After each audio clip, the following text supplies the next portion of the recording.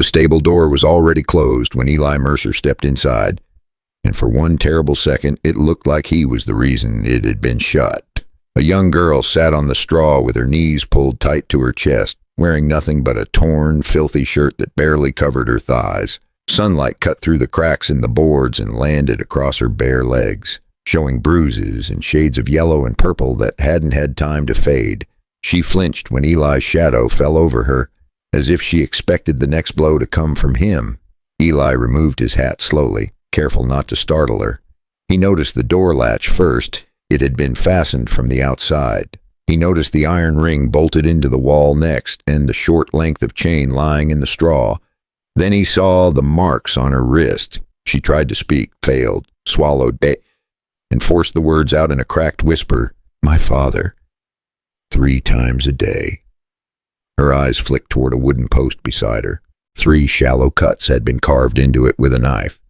Not random scratches. 3 marks, evenly spaced. Morning, midday, night. She didn't cry. He drinks.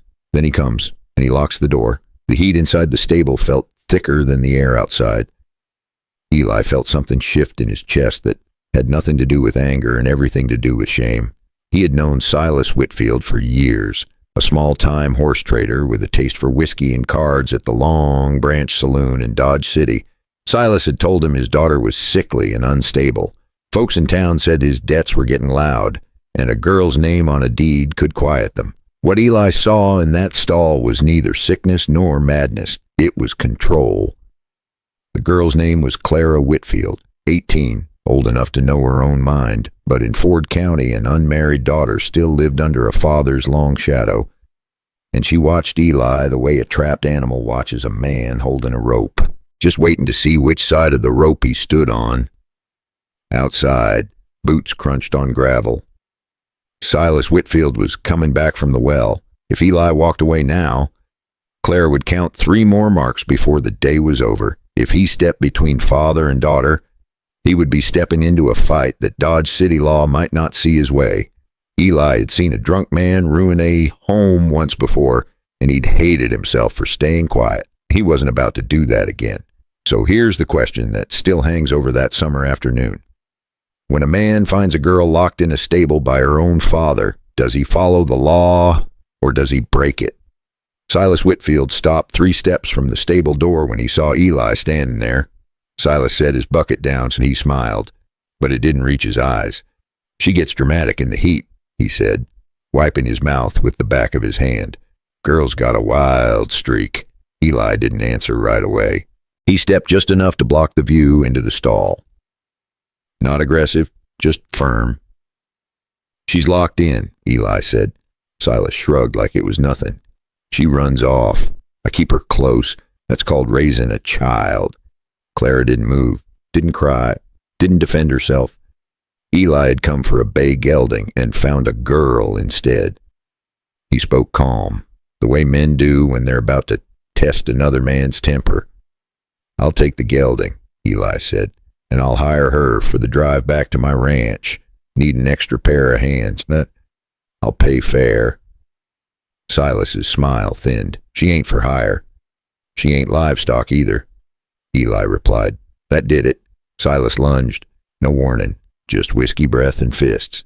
The first punch caught Eli in the shoulder.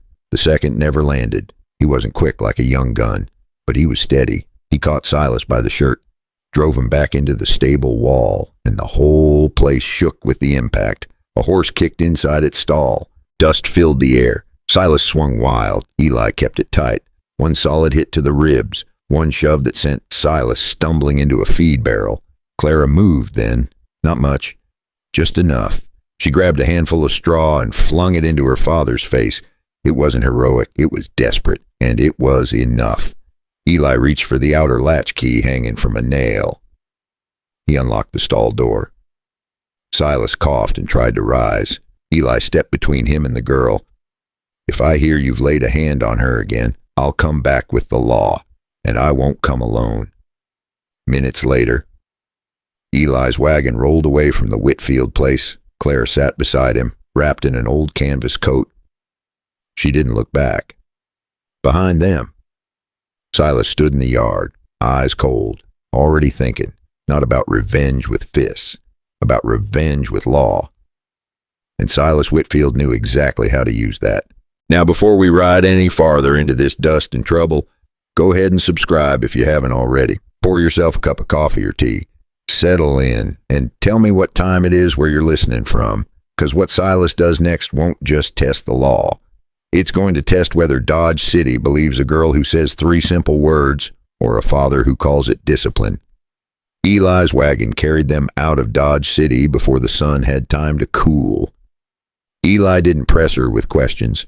They crossed the Arkansas River at a shallow bend, wheels grinding slow over stone. And by the time the sun started leaning west, Eli's ranch came into view. Eli handed Clara a tin cup of water before he said anything else. "You're safe here," he told her.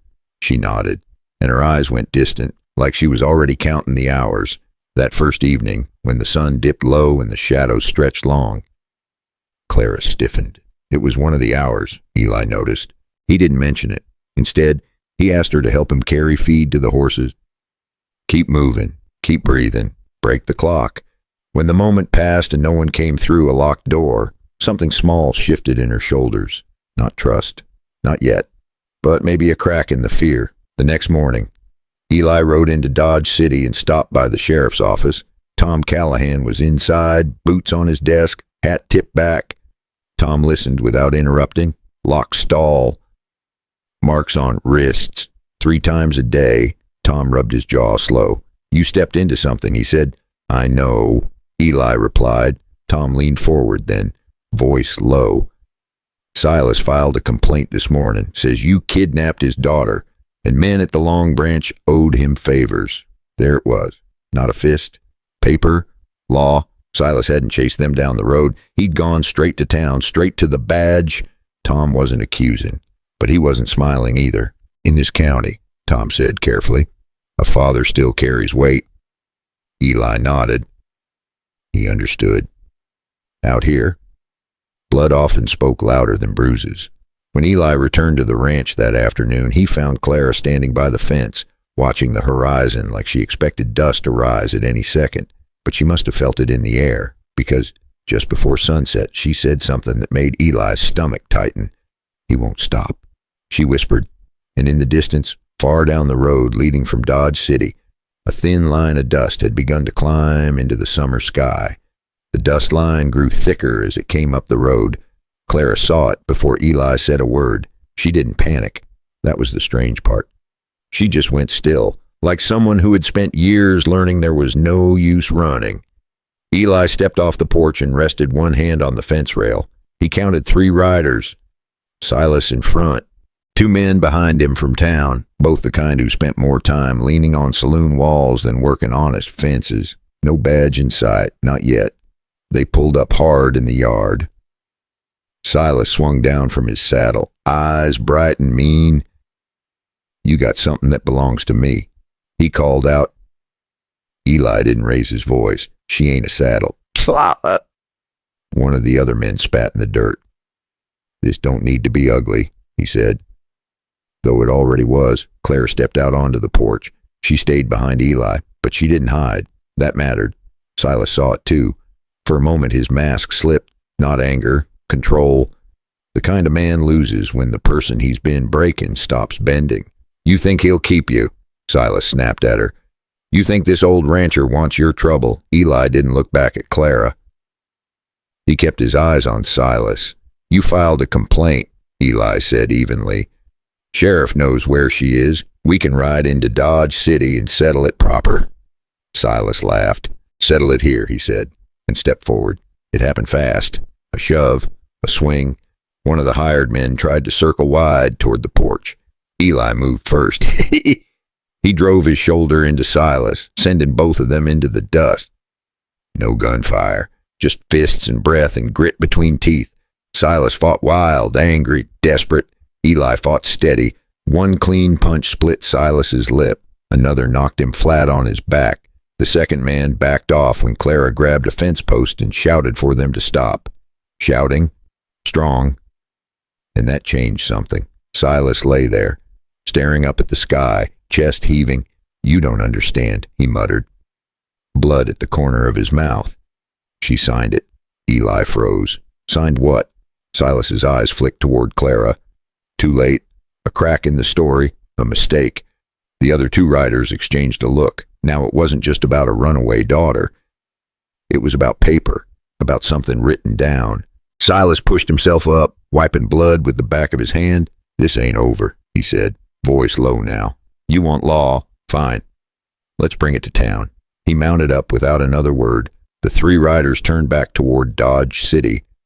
Dust rising behind them again, Claire stepped down from the porch slowly. He made me sign something, she said, barely above a whisper. And for the first time, Eli understood this wasn't just about 3 beatings a day. It was about land, and land in Kansas could start wars that fists never could. The next morning, Dodge City felt different, not louder, not rougher, just heavier. Silas stood inside the sheriff's office with dried blood on his collar and pride still clinging to his voice. Clara stood a few feet away, hands steady at her sides. Eli didn't speak for her. He stood beside her. That was enough. Tom Callahan laid the paper on his desk, a transfer of land, her late mother's small piece of property along the Arkansas River. Signed, but signed under fear. Signed by a girl who had been locked in a stall 3 times a day until she stopped arguing. Silas tried to call it family business. Tom cut him off. This isn't raising a child, he said. This is a locked stall in a chain. Tom looked at Clara. Did you sign it freely? She lifted her chin. No. One word, clear. No shaking, no tears. Silas was taken into custody for assault and for holding her against her will. While the deed was set aside for review, by sundown, the story had ridden past Dodge City, from saloons to church steps, and folks argued over it clear out to the next county. Now listen close. Out here, in 1880s Kansas, the law wasn't always fair, and even today, it still depends on men and women willing to stand up when it would be easier to stay quiet. If there's a lesson in that summer dust, it's this. Sometimes the clock that controls your life isn't time, it's fear. And fear only keeps its power when no one challenges it. So let me ask you, where in your life are you still counting marks on a post? What habit? What voice? What memory? What person? And what would happen if today you chose to stand? Steady, even if your voice is only one word strong. If this story moved you, take a second to like the video and subscribe to the channel. Leave a comment and tell me what part stayed with you. Tell me what time it is where you're listening and what state or country you call home. Every story shared here is gathered and retold with care. Some details are adjusted to deepen the lesson and bring clearer meaning, while the images you see are created with AI to enhance the emotion of the experience. If this kind of storytelling isn't for you, that's all right. Rest well tonight and take care of your health. But if it spoke to you, stay with us. There are more stories like this, and maybe the next one will be the one that helps you stop a clock of your own.